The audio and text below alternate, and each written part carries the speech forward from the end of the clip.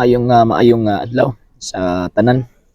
So na ako din karon paabot ka for the tawag in schedule sa operation sa ako ang tawag ining misis is yun nalang ko'y tawag ining gamay nga reaksyonan na mga komento. Actually nakatawa ko sa mga hawod nga nagakomento sa tuwang comment section.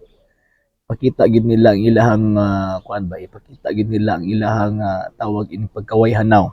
Pasensya na ha, pagkawayhanaw sa mga butang, ilabi na sa relihiyosong gitawag og pagtuo. Nga naman, tungod kay katawa ko, pinakauna, ang ato ang gipost gahapon is about the difference between the religion and tawag ining relationship nato sa Ginoong Dios. So ang ato ang gitudlo is kanang miingon tag relationship nato sa Ginoong Dios is mo na ang relihiyon. Sa tawag ining lain nga dagway ba kumbaga. Ngano man kay again, ang relihiyon it is a system of faith and worship. Ang relihiyon o sa kanya ka sistema sa pagtuog pagdaig na pinag-send din na og video ana pa siya. Oy Argesino, tawag ini ko ana kanang ang religion man-made na. Actually mutuo ko nga naagi man-made religion. Kung gawa sa Iglesia Katolika Apostolika Romana mo nagiingon nga man-made sect.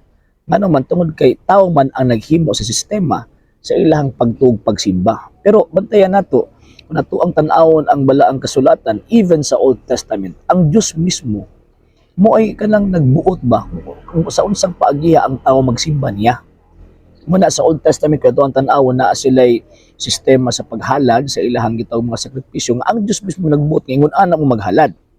So buti pasabot kung tag religion nga tinuod ang Dios gid mismo mo ay nagpanday sa pamaagi sa gitawag og pagsimba ug sa pamaagi sa ilang gitawag og pagtuo.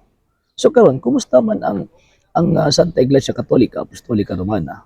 Kumusta naman ang gitawag og tinuod nga gitawag og relihiyon? Kung tinuod nga relihiyon mo nang pundo ka.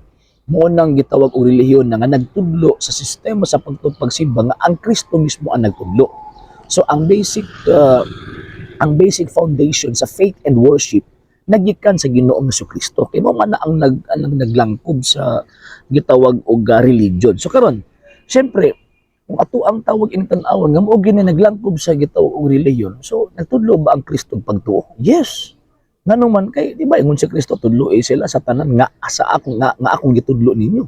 So naay gitudlo ang atong Ginoong Jesucristo nga mo'y pahuptan sa gitawag og mga apostol. Again ha, religion is a system of faith and worship. Sistema kana sa pagtuo ug pagsimba. So buti pasabot dili na matawag nga religion kung pagsimba lang.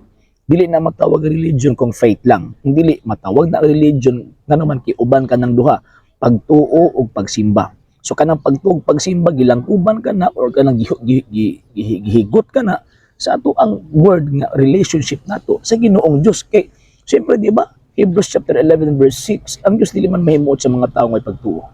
Kanya pagkahuman usa sa ato responsibilities sa ato ang pagkagitawag og pagkristyano ang pagsimba sa Ginoong Dios. So mo nang atong relasyon dito niya wala na ilaing gitawag og paagi. So mo na kanang pagbuhat natong maayo, mo na ang ato ang ekspresyon sa ato ang gitawag og faith sa Ginoong Dios. So kana. So karon ang religion sistema sa pagtuog pagsimba. So kung mingon ka nga tawag ining lahi ang relationship nato sa Dios ug sa tawag ining relihiyon, murag gibinuangan nato atong kaugalingon, di ba? Mutong gingon ako sa ato ang dilis kagabi nga dili kog motuog saging, gusto nako banana. Ngano man kay ang relasyon nato sa Dios mo man ang relihiyon. Kunya, kumingon tag man religion mo na katong mga tao nagtukod og ilahang pundok, sila nagtudlo sa ilang sistema og pagsimba. For example, unsa man ang sistema sa pagsimba og pagtuo sa pundok o relihiyon nga gitukod na og tao. Anong ilang tanaw murag sa ilang simbahan murag concert o ilang man ang sistema sa pagsimba mo man po na ang sistema sa ilahang gitawag og pagtuo. So ilahan na ngano man kay man-made sect man sila, man-made religion man sila, pero kanang gitawag og religion nga gitukod og Dios o tanaw ng Old Testament, di ba makita nato nga ang Dios mismo may nagbuot so sang paagiha nga ang tao gitawag og magsimba niya. Nya sa New Testament ang Kristo mo ay nagbuot kung sa unsang paagiha ang tao magsimba og magtuo niya ug kanang pagsimbag pagtuo gibansay na sa gitawag og mga apostol from the 1st century AD until now. Pamatan ningon si Kristo nga ako magauban kaninyo kanunay hangtod sa katapusan sa kalibutan. Buti pasabot kanang maong kitag pagtugpagsimba gibansay na from the 1st century AD until now. Pamatan ningon si Kristo, do this in remembrance of me. So buti pasabot na ipabuhat si Kristo nga ingon aning pag-iha mo gitawag og magsimba nya pagkahuman ka ng maong pagsimba mo ni bansayan sa tibuok ka Kristyanuhan sa tibuok kalibutan. So umingon mo nga lahi ang religion o kaning relasyon binangag man na nga tawag ada nga pangunahuna na piumingon uban inyong gipasigarbo ang inyong relihiyon amo ang tawag anang relasyon gitawag sa Dios pagkabangagan na lang gyud nga naman tungod kay kung tinuod ka nga iya sa Dios kaila ka nga ang word nga religion ang kinaiya sa religion mauna ang nag-implementar sa tinuod nga relasyon ngadto sa Dios. Kung kanang inyong relihiyon wala na kalambigitan or mas bugat pa kanang giingon inyong kaugalingon nga relationship nato sa Ginoong Dios bugat pa ay dili na mao ang gitudlo sa Ginoo.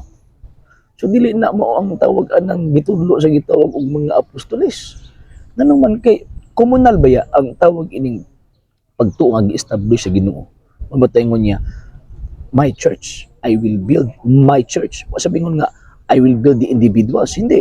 Ang ingon niya, I will build my church. Ang church, it is a convocation or society of people called out by God.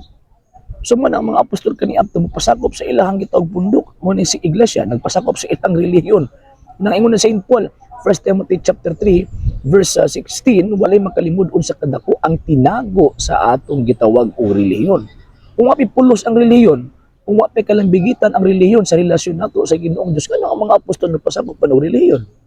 Oh, di ba? Oh, kung ang mga apostol nagpasakop po nila sa purpose, aron sila may impas, aron sila mahimong daot ang tao, aron sila mamahimong layo sa Dios. Dili ingon ana mga friends ha. Dili ingon ana mga amigo. Tarungan na inyong tawagan ng pangunahuna kay wa na gyud na mamao inyong gikalaban ang Ginoo si Kristo ni anang butanga. Yung mga salaki na si Mr. Siano hawod kayo nga tawagan ng panahon hawod kay mangilad, hawod kay mamakak ay dibong ka ganin niyo akong gibarugan. Kung gusto ninyo nga tawagan ng mahitabo mahimong tinud, bungkagan ninyo akong gibarugan. The fact na until now wa di ninyo mabungkag o di ninyo mabarugan ang inyong gibarugang gitawag pagtuog, di ninyo mabungkag akong pagtuaw magpabilin ang tinuod. Nga naman puro lang mo komento, puro lang mo tawagan ng kanang bitang mga pulong bitaw nga dili bitaw tawag ining maayo mo pagpakita ninyo nga naa may relasyon sa Dios. dili na mayo. So again, pag yung tag-relihiyon, mo na nga to ang tinuod nga relasyon sa Dios. Wala ti tinuod nga relihiyon or wala ti tinuod nga relasyon sa Dios kung nagpasakop ta sa pundok nga gitukod ng tao. Kung tao lang, relihiyon na sa tao nga to ang tawag ini gipasakupan man-made mo na gitawag man-made religion. Pero kung ang ato ang gipasakupan relihiyon na gitukod og Dios, wala nang gitawag og divine religion. And that religion from the 1st century AD until now, mauna ang giubanan sa Ginoo o maunay angayan pasakupan sa tao. Pag nakasagawas aning maong nga iglesia, ni ining maong relihiyon na imong pa ni Kristo, ang dili magpabiling kanako may sama sa kasangapot ng ibalibag malaya hangtod kini dauban. San Juan kapitulo 15 bersikulo 5 hangtod 6.